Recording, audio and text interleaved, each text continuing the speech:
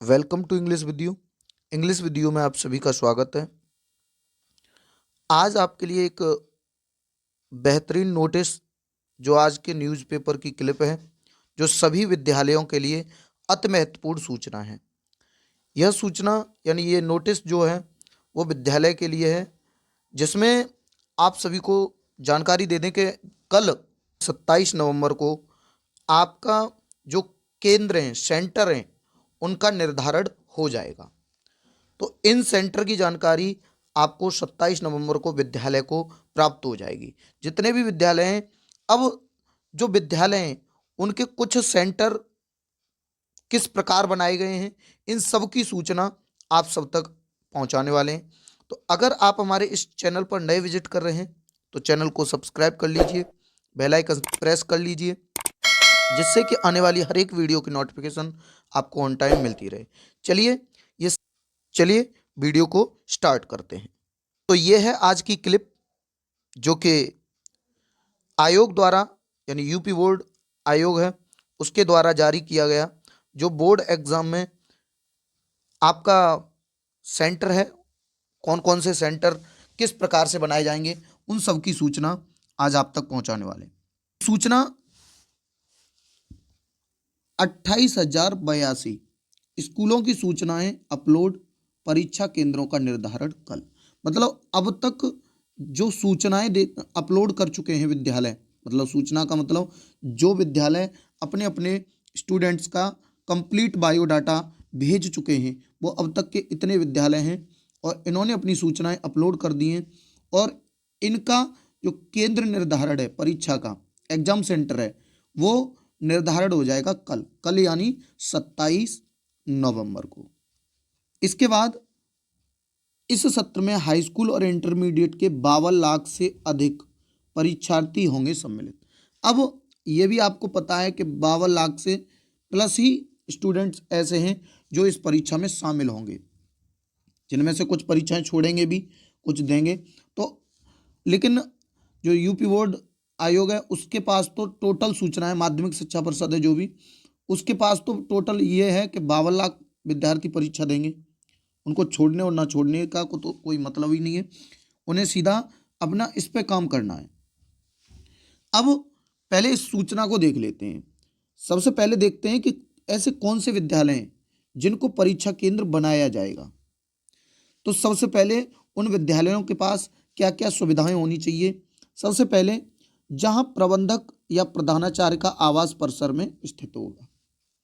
मतलब जो प्रबंधक या प्रधानाचार्य जी जो हैं उनका आवास परिसर में स्थित है, यानी विद्यालय में वो उनका आवास है।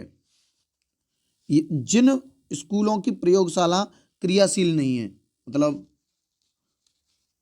ऐसे विद्यालय क्या है, वो सेंटर नहीं बनाए जाएंगे। जैसे कि प्रयोगशाला किसी में है ही नहीं और है तो वो काम नहीं कर रही है, तो इसका मतलब उन विद्यालयों को परीक्षा केंद्र यानी एग्जाम सेंटर नहीं बनाया जाएगा।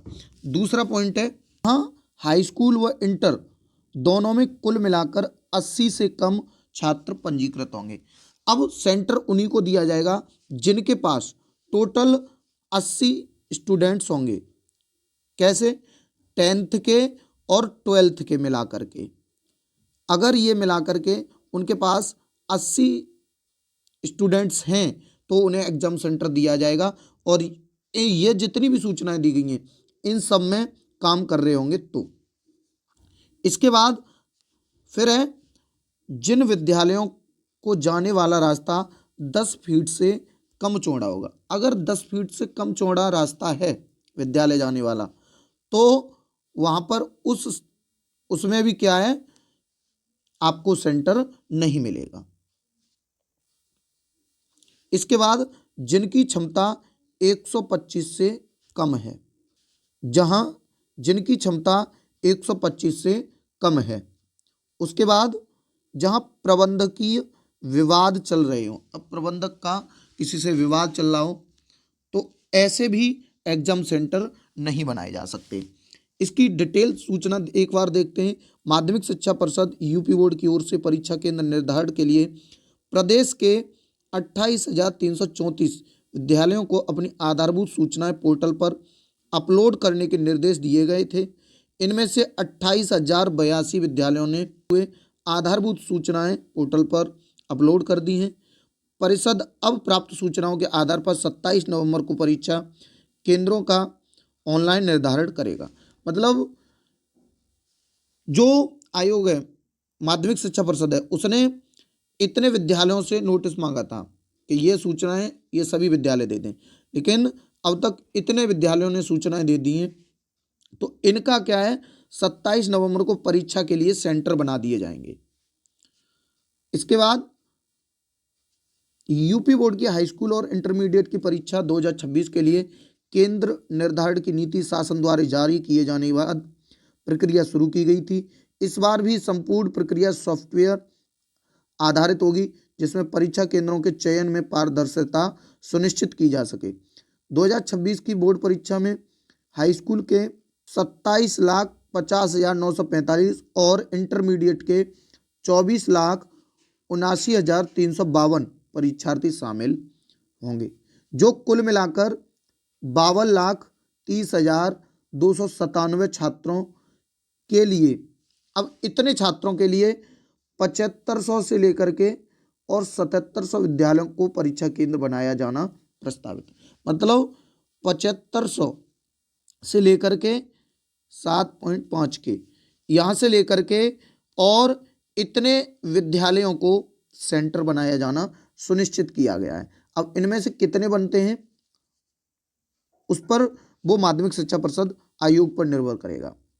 माध्यमिक शिक्षा परिषद के सचिव भगवती सिंह ने बताया कि 28,334 विद्यालयों में से 28,082 ने आधारभूत सूचनाएं पोर्टल पर अपलोड कर दी हैं।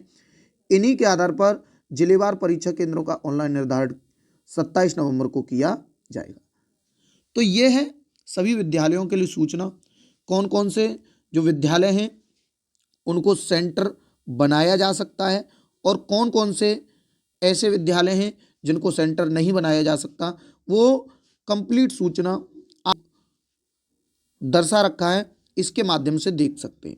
ये सभी सूचनाएं उस आयोग ने पहले से ही बता रखी हैं, माध्यमिक शिक्षा परिषद ने, कि ये सबके पास अगर इन पे काम कर रहे होंगे तभी उन विद्यालयों को सेंटर बनाया जा सकता है, इनसे अलग होंगे तो उनको सेंटर नहीं बनाया जा सकता।